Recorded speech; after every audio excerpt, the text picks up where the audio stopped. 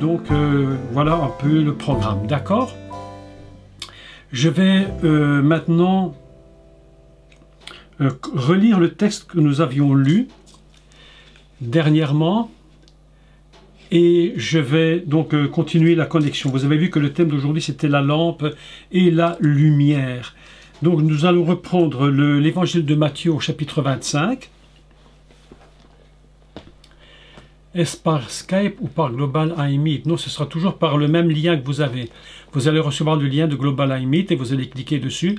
Et samedi après-midi, donc le séminaire se fera en direct. Hein, ce sera d'ici de la maison, mais enfin ce sera le même thème qui sera développé si j'avais été là-bas. Donc comme ça, tout le monde pourra en profiter. Donc je relis le texte dans Matthieu 25, je clôture tout ça et on continue. Donc, je vais parler la semaine passée, vous vous rappelez des paraboles des 10 vierges, de celles qui étaient folles, de celles qui étaient sages, et nous avions constaté que le mot folle voulait plutôt dire le sens de insensé.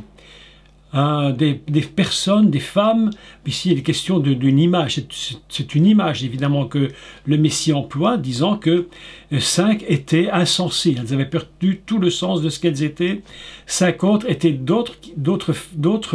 autre partie qui, elles, étaient des personnes qui étaient à la ressemblance de l'époux. Il est très important de toujours comprendre le principe d'être à la ressemblance d'eux.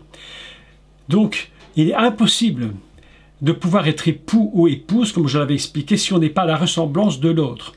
C'est pour ça que dès le début de la Torah, il dit qu'il va chercher une aide semblable à lui parmi les animaux, mais il ne trouve pas.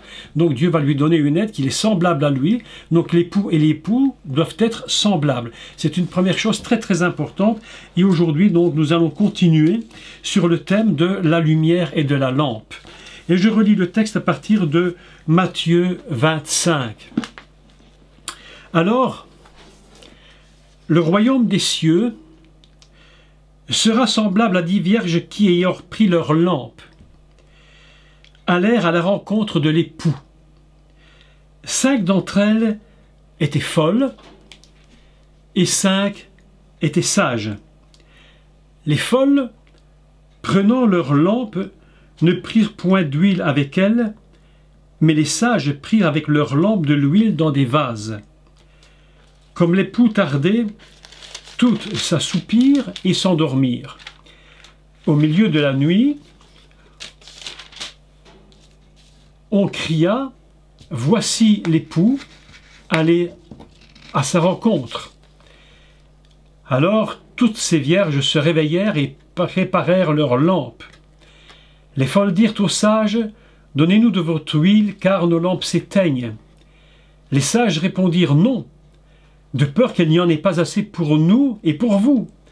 Allez plutôt chez ceux qui en vendent et achetez-en pour vous. » Pendant qu'elles allaient en acheter, l'époux arriva.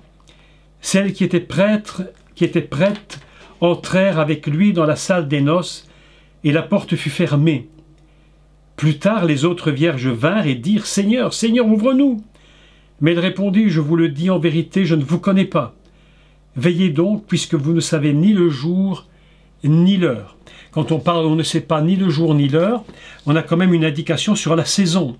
Vous vous souvenez que le Mashiach avait dit « Lorsque vous verrez le figuier refleurir, vous savez que cette génération ne passera pas, que le Fils de l'homme soit revenu. » Donc, nous savons que 1948, c'est le jour où le figuier, c'est-à-dire Israël, a commencé de refleurir et que cette génération qui est née en cette année ne sera pas complètement passée, que le Fils de l'homme soit revenu. Aujourd'hui, donc, j'aimerais parler des lampes et de la lumière.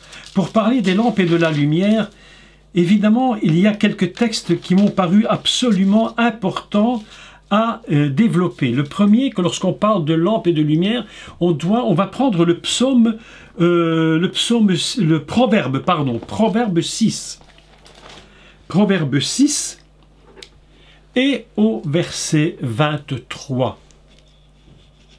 D'accord? Proverbe 6 au verset 23. Et je lis: « Mon fils, garde les préceptes de ton père. » On va revoir les textes hébreux après, d'accord? « Et ne rejette pas l'enseignement de ta mère. Lis-les constamment sur ton cœur, attache-les à ton cou. Ils te dirigeront dans ta marche et ils te garderont sur ta couche. Ils te parleront à ton réveil. Car le précepte est une lampe et l'enseignement est une lumière. Voilà un texte absolument important concernant donc la lumière et la lampe. Il nous dit que, ici, le mot précepte, en réalité, c'est le mot mitzvah. Ici, on parle premièrement de la pensée qui concerne le peuple d'Israël. Il dit en réalité que la mitzvah, c'est-à-dire ce qui est tous ces règlements de Torah, c'est comme une lampe. Mais cette lampe, évidemment, n'est pas nécessairement éclairée. On peut avoir la parole, on peut avoir les lois, on peut avoir les mitzvot et tout ce que vous voulez, mais il faut qu'elle soit éclairée pour que l'on comprenne de quoi il s'agit réellement. Et il dit, et l'enseignement, donc c'est Vetorah Or. Et l'enseignement, le mot Torah, ici, on peut le considérer comme étant l'enseignement est une lumière. Ainsi, nous avons deux choses très importantes. La première, c'est qu'il y a le principe masculin que vous connaissez, dont on a déjà beaucoup parlé, que l'on appelle donc la gvoura, c'est-à-dire les préceptes. Les préceptes, c'est quelque chose qui est donné au peuple d'Israël et qu'ils doivent absolument respecter. Ça s'appelle donc le principe masculin. C'est pourquoi il dit « Mon fils, garde les préceptes de ton père ». On appelle ça la gvoura, la rigueur. Les préceptes sont des principes de rigueur. Et il dit « Mais l'enseignement », et là c'est quelque chose d'absolument fantastique, et l'enseignement, c'est de ta mère, en réalité, c'est comme une lumière. Il dit que autrement dit, vous savez qu'on a cette habitude, enfin pas tout le monde, mais des églises où on ne veut pas entendre les femmes parler. On dit les femmes ne doivent rien dire, évidemment. Néanmoins, dans une maison, une chose est bien certaine, on a constaté que s'il y a une règle qui s'impose par le masculin, en général, c'est la mère dans une maison qui a une force absolument fantastique, et nous l'avions vu dans le proverbe de la femme vertueuse, n'est-ce pas? Et cette femme vertueuse, elle a une connaissance de la Torah. C'est pas quelqu'un qui est simplement là pour faire une simple éducation, elle a une connaissance profonde de la parole. Et cette connaissance, elle va l'enseigner. Et cet enseignement, c'est une lumière. Autrement dit, dans le principe dont le Messie parle dans Matthieu 25, où il parle de la lampe qui est allumée ou de la lampe qui s'éteint, il y a deux idées. Il y a le principe des mitzvot et le principe de la lumière. Ainsi donc, nous constatons qu'une partie des femmes, 5 de ces vierges, elles avaient de la lumière et d'autres n'en avaient pas. C'est-à-dire que l'enseignement étaient comme abandonnées, elles avaient comme abandonné l'enseignement. Certaines étaient quasiment éteintes. Nous nous trouvons dans un système actuellement qui est le même, où le prophète Osée, je crois, dit « Mon peuple périt faute de connaissance ». Il n'y a pas la connaissance, il n'y a plus de lumière. Lorsqu'il n'y a plus de lumière, eh bien, automatiquement, eh bien, si vous voulez, la lumière s'éteint, tout disparaît, la connaissance disparaît, et nous nous trouvons dans un système absolument terrible. Lorsque le Messie revient, lorsque l'époux arrive, 5 n'ont pas tenu la lumière, on pourrait véritablement dire que le principe du féminin s'est complètement éteint et qu'elles n'ont plus aucune connaissance de qui elles sont et de ce qu'elles sont, de ce qu'elles valent, et ainsi elles s'endorment complètement et la lumière disparaît. Autrement dit, nous avons un grand principe que nous devons apprendre, c'est que dans la notion de la parole de Dieu, il y a le principe du masculin et le principe du féminin. Je suis toujours surpris lorsque je vois certaines congrégations en train de vouloir faire à tout prix taire les femmes, en leur disant « vous n'avez rien à dire », alors qu'en réalité c'est le principe féminin. C'est le principe féminin qui est le plus important, c'est celui-là qui va donner cette lumière, qui va permettre à la lumière de venir et éclairer ce que sont réellement les mitzvot. Et voilà que nous apprenons une deuxième chose. Alors vous savez que une chose absolument très très importante, c'est que pour bâtir, si vous voulez, pour que l'épouse soit véritablement avec l'époux, il faut qu'il y ait une construction, et cette construction, elle est très importante, qui soit donc, comme je l'avais expliqué, identique à l'époux, et lorsque même le tabernacle va être construit, il va falloir que quelqu'un soit à l'image de Dieu, donc j'allais dire à l'image de l'époux, pour qu'il puisse en réalité construire véritablement le tabernacle. Et qui est cette personne qui est totalement à l'image? C'est un monsieur très particulier qui s'appelle Betsalel. Et Betsalel va construire, lui, le tabernacle. Il va faire tous les ouvrages qui sont absolument surnaturels, puisque Dieu va dire à Moshe, tu feras selon l'image que tu as vue. Autrement dit, l'image que l'on a vue, c'est l'image en réalité du tabernacle, de l'arche de l'alliance, du tabernacle céleste, qui est l'image de l'époux en réalité. Et Betsalel signifie ressembler à Dieu, à l'image de Dieu. Puisque nous avons dans la Torah au chapitre 1 Betsalmenu Kidmutenu, et Betsalmenu nous donne Betsalel, à l'image de Dieu. Celui qui va vouloir construire doit être dans l'image. Ainsi, nous avons donc cette idée que pour être dans l'image, il faut que l'épouse soit épouse, non seulement dans le sens épouse, mais pas basiquement, il faut qu'elle soit l'épouse de la Torah. Il faut qu'elle soit l'épouse de la parole. Vous savez, beaucoup de gens aujourd'hui, même dans l'Église, disent l'Église est l'épouse de Christ. Ok, d'accord, mais l'épouse de quoi? Ça veut dire quoi l'épouse de Christ? Ça veut dire qu'un jour tu vas faire une noce, on va te mettre un anneau au doigt? Non, ça veut dire que tu épouses tout ce qu'est l'époux. Mes amis, quand on fait un mariage, on n'épouse pas que le corps, on épouse aussi la personne entière dans sa pensée, dans son esprit, dans son âme. On épouse un ensemble. On ne peut pas épouser que seulement une partie de la personne. C'est-à-dire que le peuple d'Israël, lorsque Dieu l'appelle épouse, il va devoir être totalement uni à la totalité de ce que Dieu donne à son peuple d'Israël. Vous comprenez? C'est pourquoi lorsque le Meshiach parle des 10 vierges, il est en train de le dire, attention, faites très attention parce que lorsqu'on parle d'époux, il faut que vous soyez complètement, que vous ayez complètement épousé tout ce qu'il représente.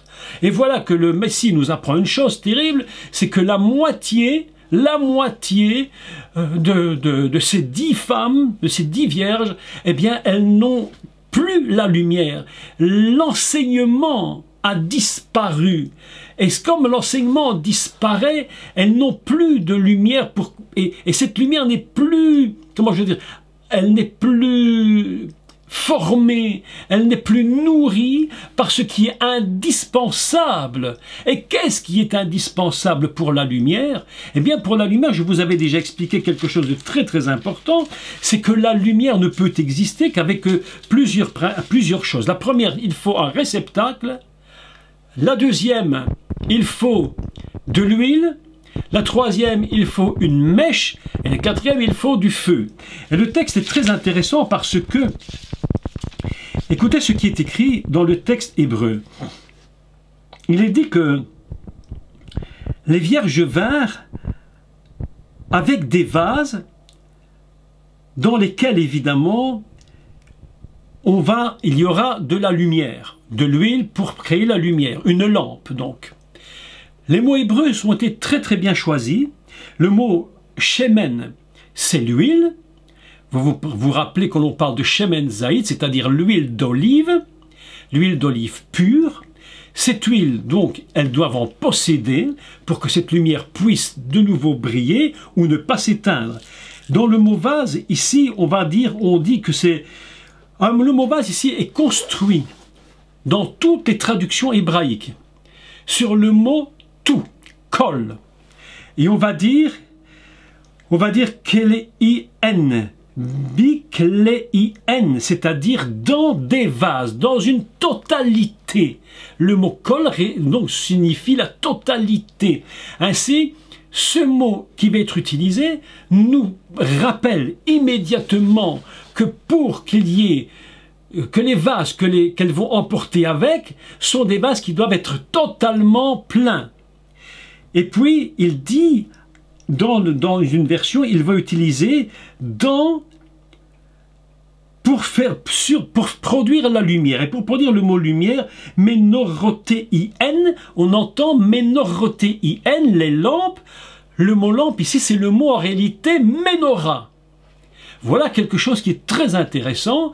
Il faut de l'huile, donc, dans des vases, pour alimenter les ménorahs. Les ménorahs, là, donc tous ces chandeliers, et chacune de ces femmes représente à elle seule un chandelier. C'est-à-dire que nous comprenons que l'épouse est une lampe qui est un chandelier. C'est le mot ménorah. On trouve dans ce mot, évidemment, le mot or, qui est le mot lumière. Ainsi, nous avons des idées qui se mettent en place, et vous allez voir quelque chose de tout à fait surprenant au niveau de la guématria. J'ai calculé les mots pour voir exactement ce que ça voulait dire. Eh bien, lorsqu'on parle de Shemen, la valeur de Shemen, c'est 390. Vous allez voir les rapports qu'il y a entre l'huile, le ciel. Écoutez, la suite est absolument mais admirable. C'est une suite absolument fantastique. Pourquoi il fallait-il que les vierges possèdent de l'huile et qu'elles soient elles-mêmes des ménorahs? Écoutez bien le texte. Donc, Shemen, l'huile qu'elles doivent posséder en totalité, valeur de Shemen, 390. Un mot tout à fait surprenant qui va coller avec le mot Shemen et qui a aussi une valeur de 390, c'est le mot Shamaim. Shamaim, les ciels. Ainsi, nous avons deux idées. Une première, c'est que l'huile et les ciels sont une même connexion. L'huile des lampes, c'est quelque chose qui est complètement céleste. On ne peut pas porter une autre lumière que la lumière qui vient d'en haut. C'est impossible. D'ailleurs, lorsqu'on est dans le tabernacle, je ne sais pas si vous vous souvenez de cela, lorsqu'on allume les lumières de la menorah dans le tabernacle ou dans le temple, on n'allume jamais les lumières par le bas, on allume toujours les lumières par le haut. Le prêtre qui était de service devait se mettre au-dessus de la menorah pour allumer les lumières par le dessus, pour nous dire que ces lumières viennent du ciel. C'est pourquoi le mot Shemen 390 et le mot Shamaim 390. Mais voilà qu'il y a encore un autre mot qui vaut 390 et qui va complètement nous unir avec Matthieu 25, lorsque l'époux va venir chercher l'épouse. Et là, c'est un texte absolument, mais admirable texte, un texte absolument fantastique, et je vais vous le lire, ça se trouve dans 2 Samuel, chapitre 22, et au verset 3. Je vais vous le lire et vous allez voir quelque chose d'absolument magnifique, où la valeur de 390 également se trouve là. Je vous laisse le temps de prendre 2 Samuel, chapitre 22, et au verset 3. Je vais le prendre avec vous. 2 Samuel, voilà, chapitre 22, si je ne fais erreur, et au verset 3.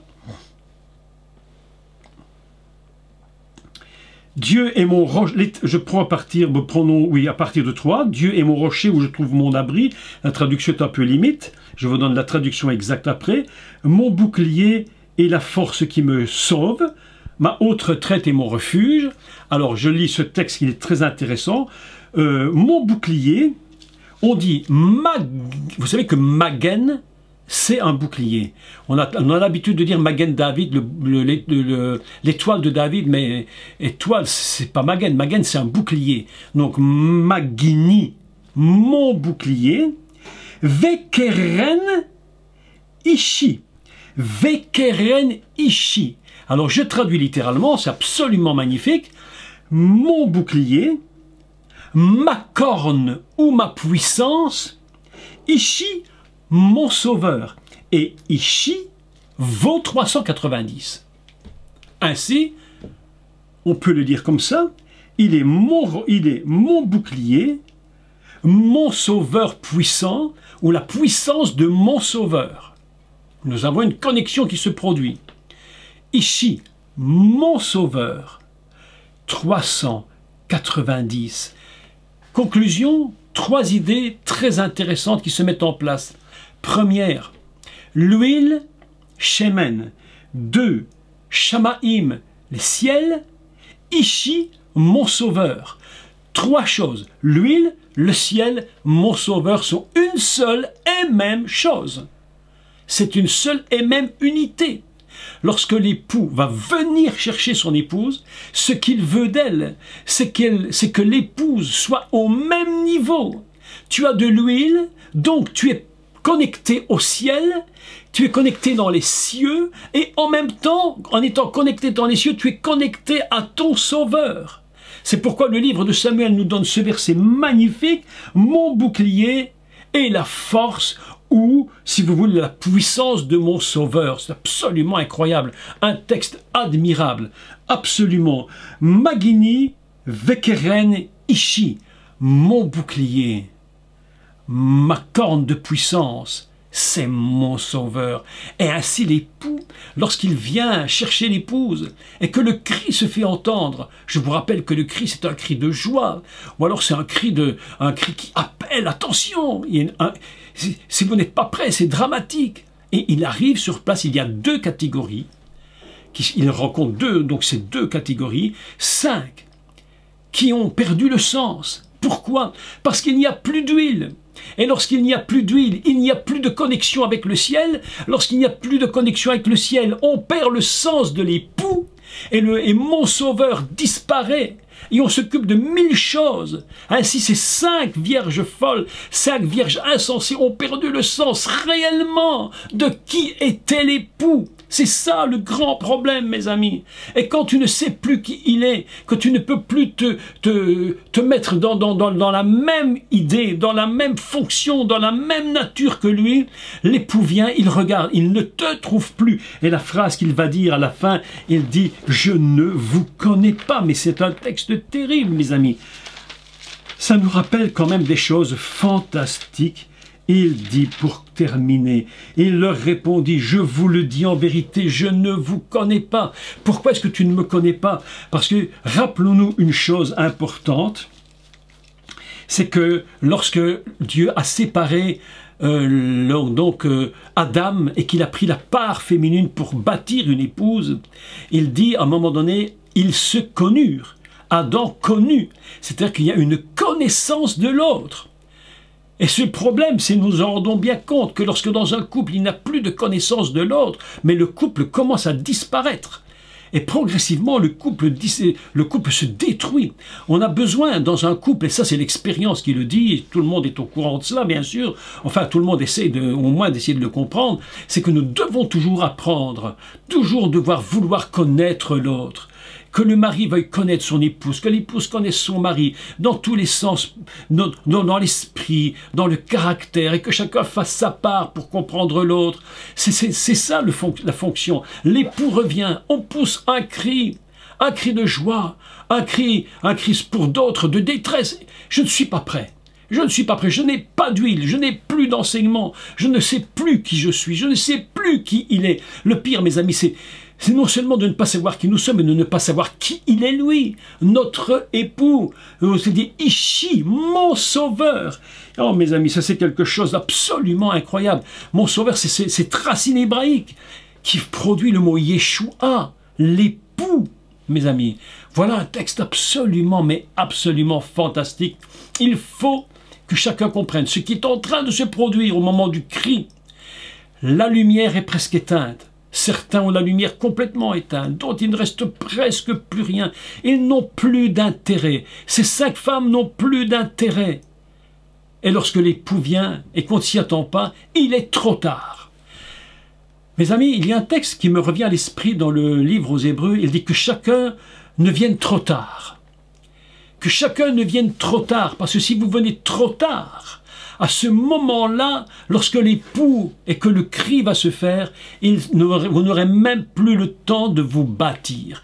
C'est pourquoi j'aimais énormément le texte dans une des versions hébraïques de ce texte, où elles étaient bâties. Soit elles s'étaient bâties, soit en insensé, soit elles s'étaient bâties en image de. C'est pourquoi je vous dis que c'est très important que chacun, en commençant par Israël, puisqu'on parle d'Israël, que leur lumière brille, qu'ils comprennent réellement ce que sont ces mitzvot et comment ils doivent les comprendre avec la lumière de l'esprit.